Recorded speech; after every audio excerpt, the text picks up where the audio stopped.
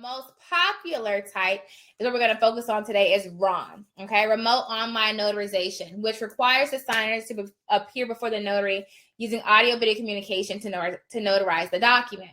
The signer will sign the document and so the notary and apply their e-notary seal. This is the most common way you're going to see an e-notary done at this point in time.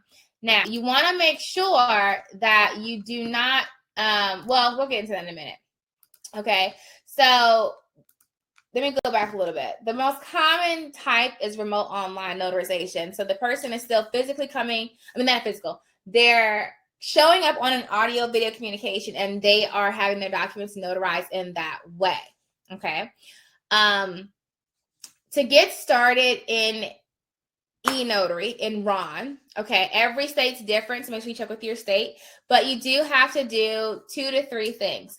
The first two things are required. You need to get a digital certificate, and you would get that from IdenTrust, and I'll put that link in the chat for you guys. You'd get that from IdenTrust.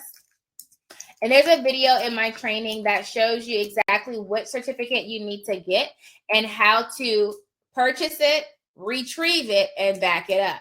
People mess that up a lot. Okay, it's very technical. It's a possibility you will do it wrong. It happens all the time if you do not watch the video. Okay. The digital cert basically validates who you are. And it also, important note, it tracks your location. So for most states, you have to be in your commission state in order to do an e-notarization.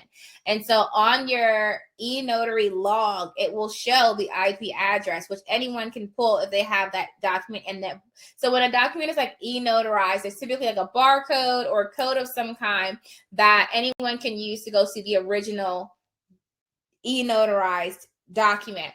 And so when they pull that, they can see where you were. So if you're a commission notary in, let's say, Texas, but you were doing the document while you were on vacation in New York, not valid. You are not in your commission state. You follow me?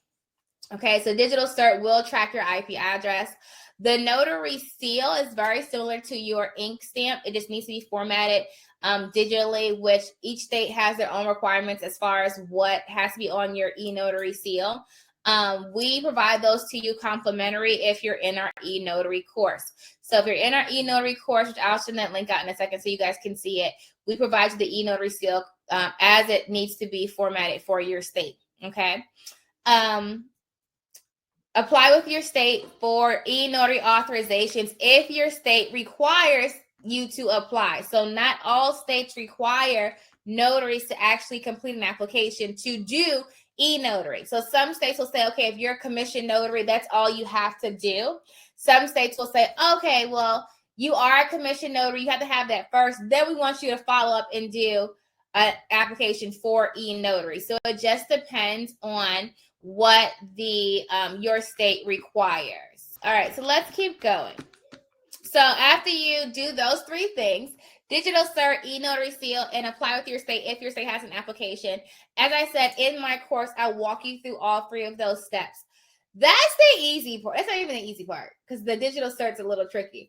You need to do that. You need to also read your state's handbook, the initial handbook, and if they have an e-notary handbook, the e-notary handbook as well, so you know the laws, because it's going to start getting very technical. And I tell everybody that's new to the notary space, my suggestion is to start with general notary work, loan closing, and then e-notary, because when you're doing e-notary, you have to learn e-notary, the actual e-notary process, on top of learning general notary work and loan closing, because you're going to e-notarize general notary work docs and you're going to e-notarize loan docs. And if you don't understand those 2 things, you now have those 2 things plus e-notary to learn. But it doesn't mean that you can't do it. It's just going to be more information that you now need to master. Okay. And so I say that to say, how many of you guys have already been working as a notary, period, but you're like, okay, I want to get into RON, versus someone who just saw maybe one of my videos, someone else's video, and said, hey, you want to work from home, do RON. You can absolutely do it. Just know you now have 3 tiers to learn. You're going to learn e-notary, general notary work, and loan closing. Okay? Everybody with me? Imagine this. You're in the line at your local Department of Motor Vehicles, waiting to take your driver's license road test. You've been patiently waiting for over an hour and your number is finally called. You're flushed with excitement to finally be one step closer to driving freedom, only to approach the counter with your documentation and be told that you're missing information. The DMV has enacted a new procedure that requires an additional form be completed and notarized before the form can be submitted. Your mood goes from relieved to panicked and irritable. Then you remember you have the phone number from your local notary who conducts remote online notarizations. You ask the representative if the form can be emailed after completion, and they say yes. You're ecstatic and one step closer. You make a quick phone call to set it up, email the document to the notary, and join a video session to complete the e-notarization right from your phone. Within 10 minutes, your document is e-notarized and emailed to the representative. Success! You passed your driving test and are now a newly licensed driver, ready to hit the road.